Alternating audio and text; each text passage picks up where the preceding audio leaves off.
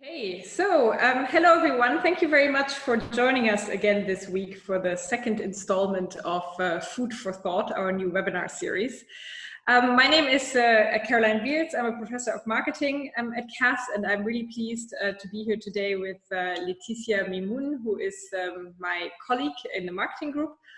And today's seminar is about the lockdown and how some of us have been experiencing it differently, and also what we can learn from it. I would like to take this opportunity to also draw your attention to the upcoming seminars that we have.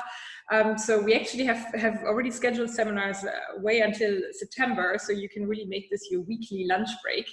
And we have really interesting topics to cover in the next few months. So I hope that you will join us again. Before we start today, I have to make a little disclaimer, because in this wonderful world of working from home, I work from home in the presence of my dogs.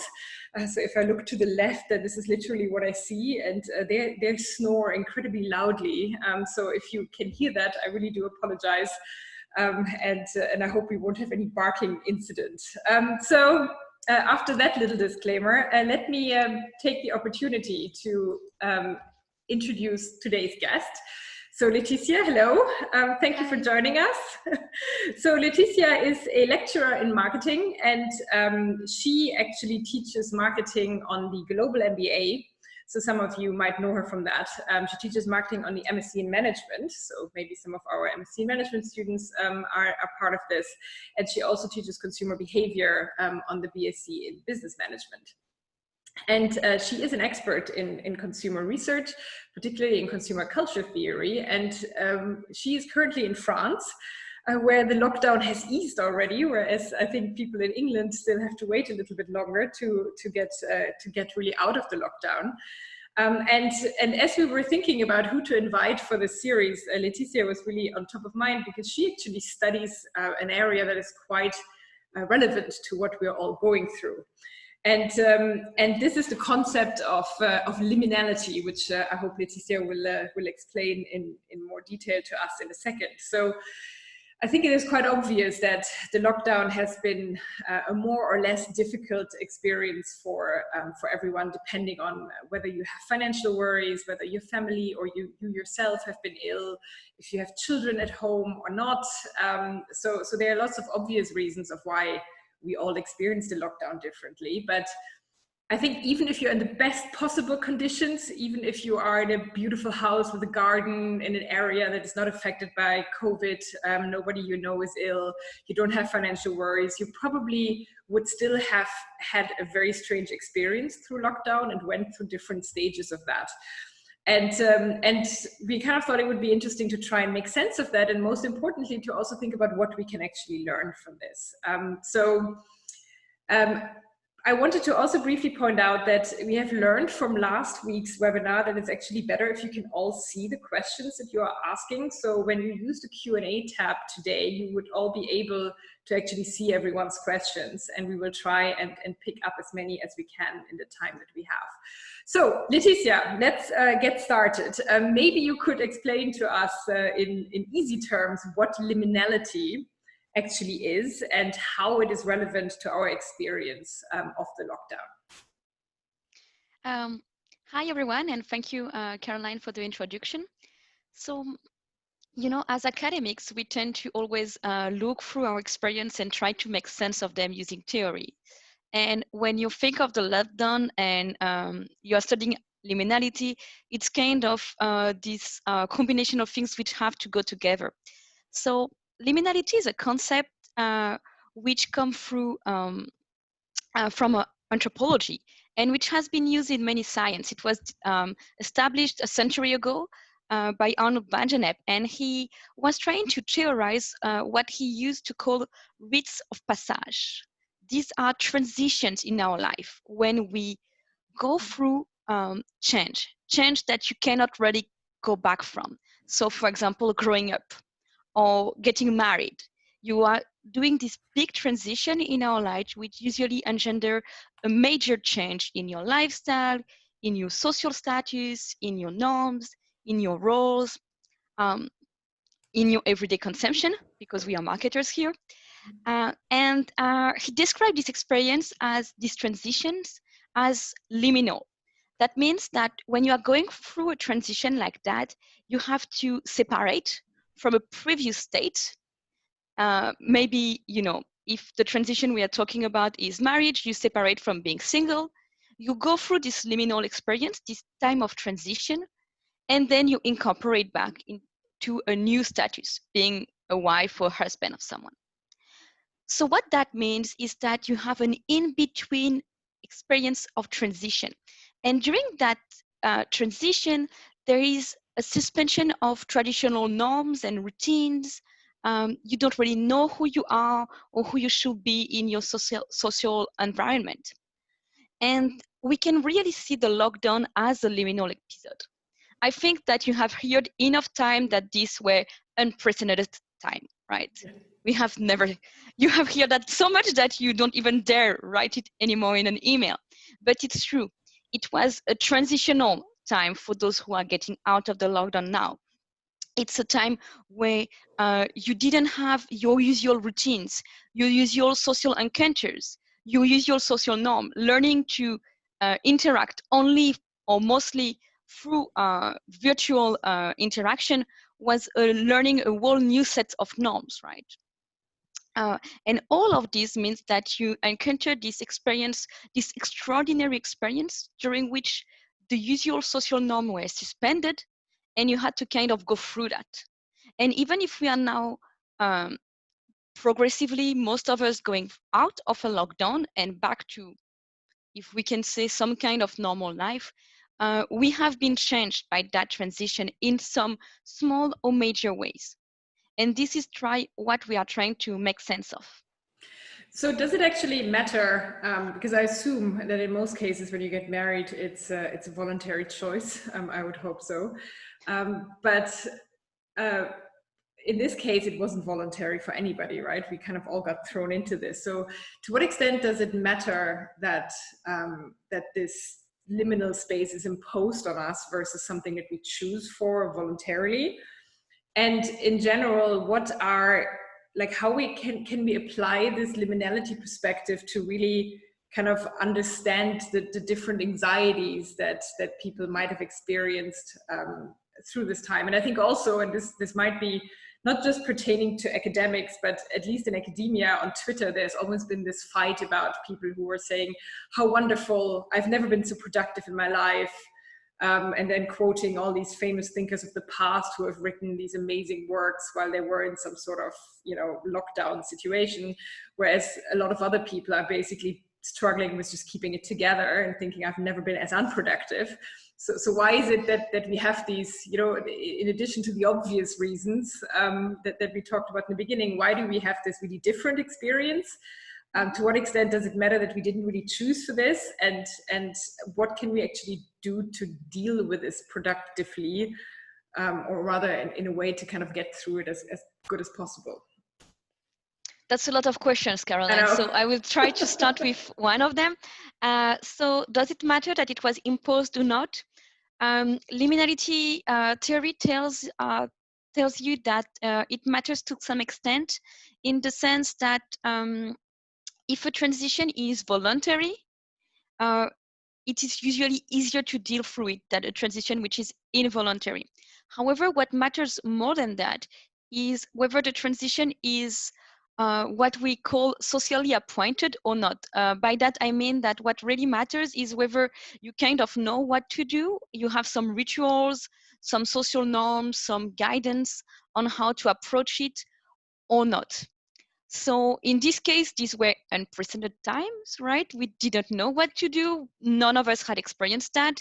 Maybe some of our grandparents, if they had lived through the last World War, at least in Europe, that would be the last time we had some experience similar to a lockdown like this. So it was very new for most of us. And we had absolutely no guidance. So this is more upsetting than whether it is voluntary or not. To give you an example, growing up is not voluntary. You kind of have to do it.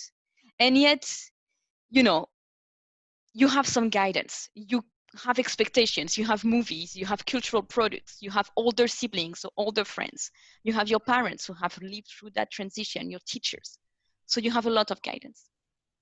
So interestingly, why did some love the lockdown to some extent or felt more productive, and what did overall truly hated it and had never been more unsettled than during that transition? So first, yes, there is a lot of factors, right? You have listed a few of them at the beginning of our talk, whether you have caring responsibility, whether you have a good material environment, do you have a large home and you are living with one other person and you each have your own space, or do you have to live in a tiny flat with 5 roommates that you hate and don't know so well, and you are just each barricade in your own room and it's awful, right? Yes, these things may differ. However, from a liminality perspective, we can also understand why even with similar socio-economic and material conditions, we might have diverging experience. Liminality tells you that you have 2 dimensions to this suspended time, right? You are in a time of ambivalence and ambiguity. Some feel freed during that time of ambivalence and ambiguity. You don't have the social roles constraining you and telling you what to do. You are not anymore forced to do the same thing every day because of your routine, and therefore you can experiment. You can try new stuff. And in particular, you can experience with new or past selves and identities. That means that might explain why so many of us were driven to try new recipes. Maybe if you were interested in asserting that part of your identity, or maybe you took back the instrument you were playing when you were a teenager and had cupboard since then, but you were like so motivated to learn to try that out again, or to learn a new skill. Some people try to learn new language, for example. This breaking down of the routines gives you some freedom to experiment, like a push, a boost. So these are the people who are feeling more productive. At the same time, the overside of liminality is that you are in ambivalence and ambiguity, and you have absolutely no guidance. You just don't know what to do. Routines are very helpful. They diminish what we call a cognitive load. This is the process that you have to go through to make a decision. So because you have a routine in the morning, it's easier to get started on your work. It's just easier. And destabilizing all these routines can be extremely upsetting because every decision needs to be made anew. You have to make the choice again. You have to think through it. You have to motivate you every single step of the way, and you don't really know how to deal with this lack of roles, lack of routines, and lack of guidance. You are engaging in even more reflexivity because you are thinking about yourself and you are encouraged to experiment, but you don't have the energy to do that. So it can be upsetting. And for most of us, we alternate, right? Some days we experiment, and some days we are upset. And that's good. And that's how liminality is kind of expected to be. The problem is when you fall too much into the side where you are truly upset. I think what's really interesting about this is that I suppose there are almost 2 transitions that we have to go through, right? So we all had to transition into lockdown because we didn't have a choice. And now we have to transition out of it again, right? So we called this session kind of like lessons of learning how to deal with irrevocable change. And we also had a question already from Martin, who basically asked that, he says, I'm concerned that having gone through huge changes to get to grips with lockdown, so this is basically what you've just described, I'm not sure how we are all going to cope with changing back. So what would help with this? Are there any specific, strategies that we can employ in order to kind of come out of lockdown again? And that would have been my next question anyway. So that was actually perfect timing, because I think that you have some specific advice on what we can actually do in order to kind of get used to the new normal, because I think we've all realized that life won't be exactly the same as it was before anymore. Mm-hmm. So that's a very good point. Thank you, Martin, for asking that question. And Caroline for repeating it to me. Liminality is in fact a theory of rituals.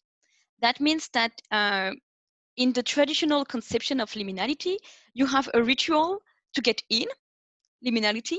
You have some rituals to get through this step of upset and experimentation, and then you have a ritual to get out of it. The problem is that in contemporary society, especially when facing this new transition that no one has planned, we are completely deprived of ritual to go out. So first, it's this kind of fear of going back out again is very normal. If you are like me, spending too much time on social media, you will see a lot of memes discussing how people might be like so anxious to go out. They want to go out, but at the same time, they are quite afraid of how to go back to work, how to take the public transport again, how to interact into crowded space again. So it's pretty normal. What usually we need is rituals to go through. And the theory tells you that if you can build some ritual to accompany these kind of transitions, you will find it a bit easier, a bit more, you will have some guidance of how to take the first step and the next step until you are kind of confident and don't have to think about your steps anymore. So then what we have to think about is what kind of ritual. So the theory of liminality traditionally tells you that to incorporate back into normal life, which is what we are trying to do, you have to go through rituals of purification and rituals of renewal. So purification is a bit scary these days. We are all thinking of, gel to cleanse our hand and mask and deep cleaning of the office every morning. So you don't want to go through this kind of purification rituals. They are they're already there and they give you anxiety, and that's all that they do beyond, saving your health. So it's not about that we are talking when we are saying purification in terms of rituals. It's about giving you some freedom to enter a new self. So this can be getting a new haircut. This can be the first day you have to go back to work. You put some new clothes, like everything new if you can, or even just, new socks if you cannot have that many new clothes. It's already enough to give you the sense of newness. You're entering a new life, and you start with props affirming this newness. You remember when your parent on the first day of school after the summer took a picture of you with your new backpack, maybe already just outside of the door? Well, do the same thing, commemorate. Commemorating can be very helpful in entering a new step of life. And it's really about thinking how we can do that alone, but also at time with the people we are working to. So managers can also think about how they can incorporate this kind of little props or tidbits of newness and renewal into a new life, into like helping people get back into the workplace. That's really interesting, actually, because it sounds a bit like for any workplace that is going to welcome their employees back, that they should actually really think about making that an event of some sort and commemorating that somehow, and kind of, making really, again, a rite of passage, I guess. Which is probably not the main concern of most managers right now. They're probably more thinking about how to enforce social distancing. So I think that adds a really interesting perspective. We have a few more questions. So John is asking us, for liminality to have a psychological and social function, does it also need elements of tension, pain, and conflict? Very good question. Thank you, John. Thank you, Caroline. Well, liminality in itself is ambivalent. In theory, there is no liminality if you are not outside of social norm, with your social role suspended, and doing a kind of reshuffling of yourself to be able to transition. So maybe, I'm not saying it's impossible, maybe some people might be able to do that without any pain, anxiety, and tension. It is, however, very unlikely, right? It's very unlikely that there is absolutely no upset at all. So basically, liminality by definition comes with a certain discomfort. Yes. Are there, I mean, now that you mentioned that though, are there differences between people? So do you have certain personality types, maybe the ones that tend to be more open to change anyway, that find it easier to deal with it than others? Or is this more or less the same kind of general experience for everyone? Well, I have not studied personality types, and I'm not sure it can be associated as easily as that with liminality. However, what we find is that it a bit depends on the resource that you have at your disposal.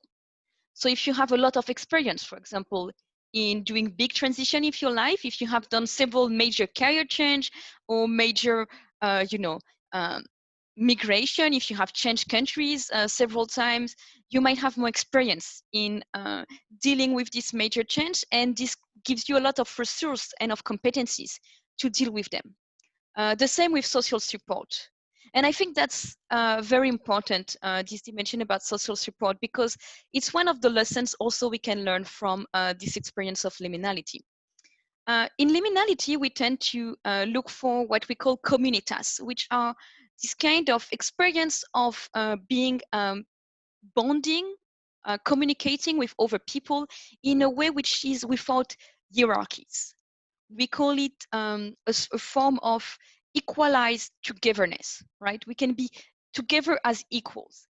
And this might be why we saw so many events of people really looking for others during liminality. So this can be seen with by the Church of England, who apparently had an increasing rise in the number of people attending their service during the lockdown.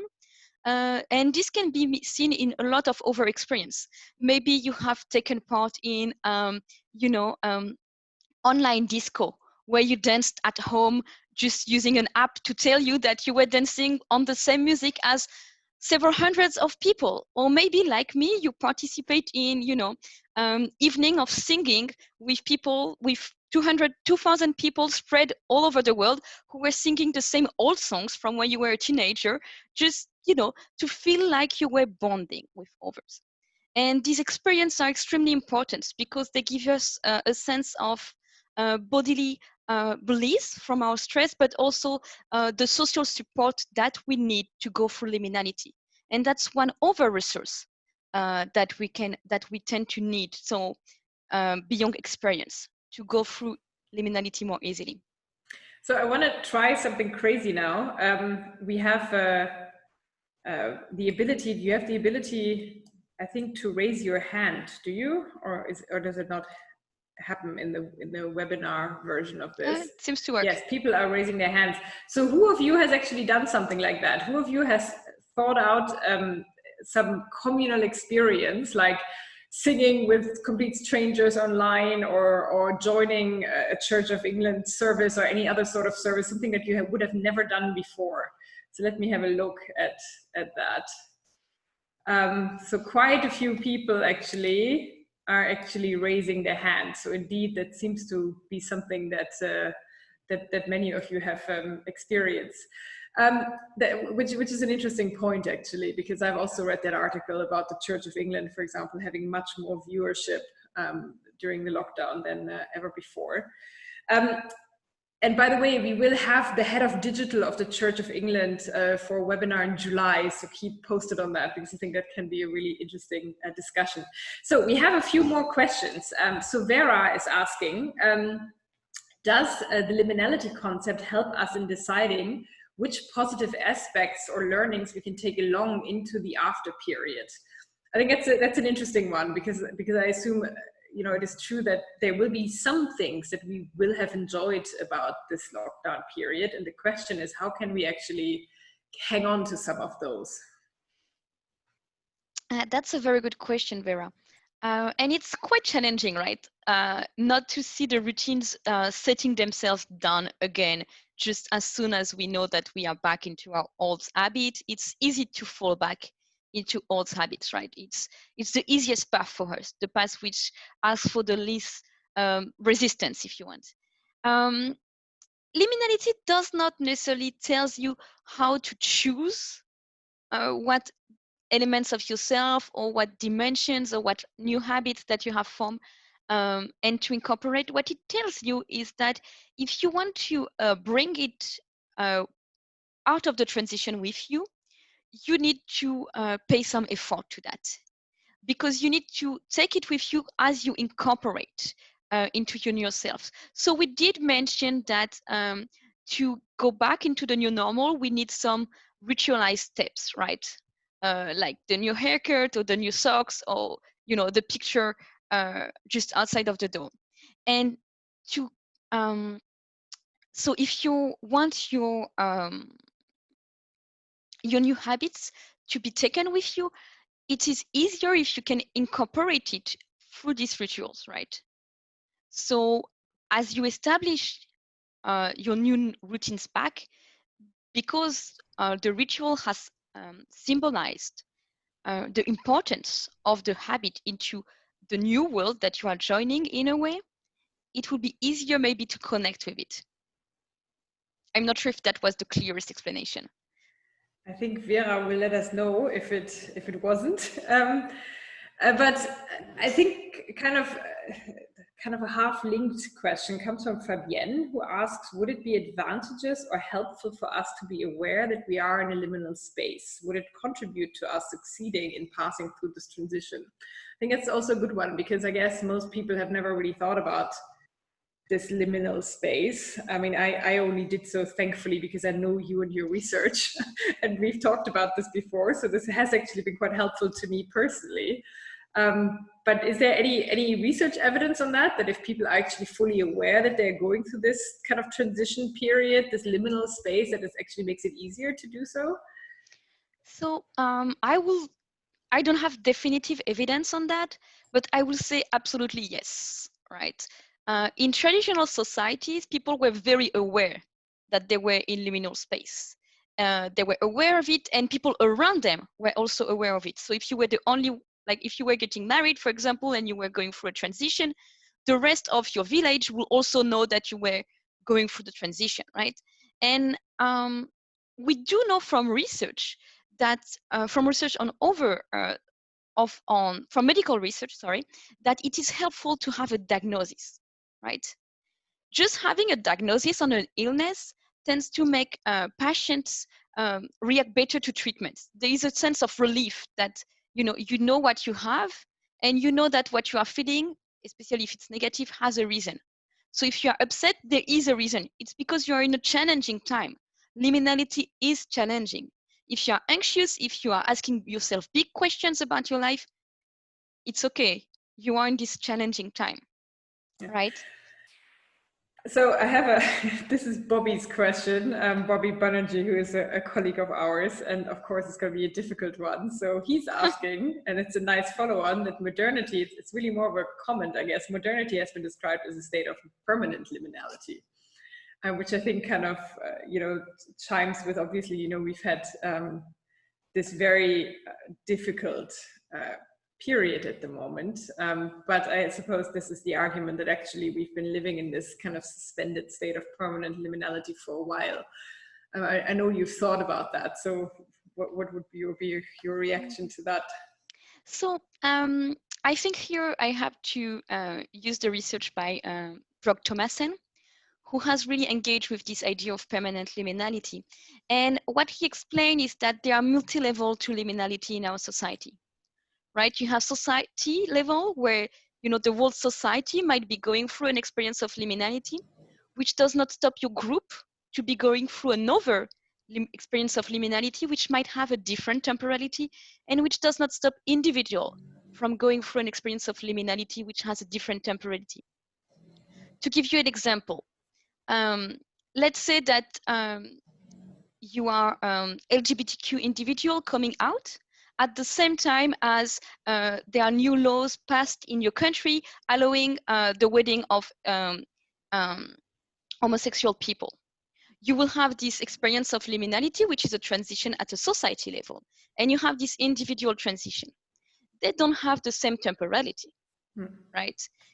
Your experience might take longer, it might be shorter, it might be more intense, it might be less intense. But a person who is not LGBTQ and who has no friends and no one who is LGBTQ might nearly not feel the societal experience of liminality if they are absolutely not connected to that, right? That's one dimension. So I do feel that as individual, we are still experiencing boots of liminality, which might have different timelines and which might be disconnected from the one that society is going on. If I may add a little thing, I will go with in terms of permanent liminality and modernity. I don't believe that modernity is simply an experience of permanent liminality, but rather, as Thomassen has said, an implosion of liminality. And that the sense is that there are many more crises many more times of liminality. They might accelerate, as Rosa will say, but it's not necessarily something which is continuous and linear, right? Okay. So given that we are coming to the end of our webinar, maybe we could just summarize again the advice, right? So as we're coming out of lockdown, what are the 3 things that people should do? So as we are coming out of lockdown, one of the important things is to acknowledge that this is the end of a transition. And to go back to a new normal, you need some rituals. These can be different rituals, but they should bring you symbols of renewal and purification, not in the sense of medical cleanliness, but in the sense of being a new self. So that can be haircuts or new clothing, as we have said before. The second and the 2 other lessons might be also valid for over experience of liminality. If there is another lockdown, which I hope not, but also over times where you might be going through Irrevocable. Yes, that word, change. So, big change, major change in your life. So one of the lesson is to look back to your experience of the lockdown and maybe try to see, were you more upset than experimenting? Were you able to do some experimentation? Just know yourself. And whichever category you are, it's completely fine, right? But adapt to that category. If you were into experimentation, the next time there is a big transition, push yourself, right? Go further with this experimentation. This is the time for doing these big changes that you wanted to do in your life. A new career, a new hobby, a new skill, stop smoking, whatever, but take those times, right?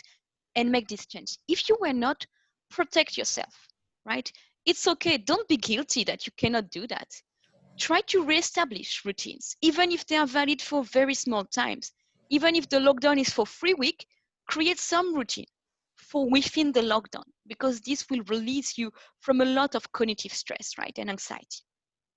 So that would be my advice, and I hope that was an interesting webinar for everyone. No, thank you so much. It really was. This really, for me at least, again, clarified some of the experience we've been through. And thanks for explaining this difficult concept in such a clear way. I would like to again call your attention to the next upcoming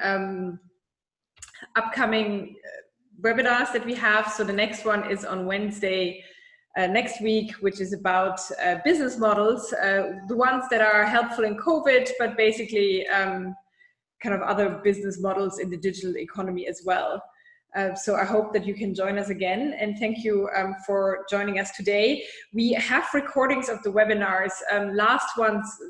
The one from last week is finally up on our CAS Summer Series website, and we hope we'll be able to put this one up a little bit more quickly. So if you want to watch it again, or if you missed some of the webinars in the series and want to watch them at your own time, please do so. So thank you so much for joining, and hope to see you next week. And thanks again, Laetitia. Thank you. Thanks. Bye. Bye.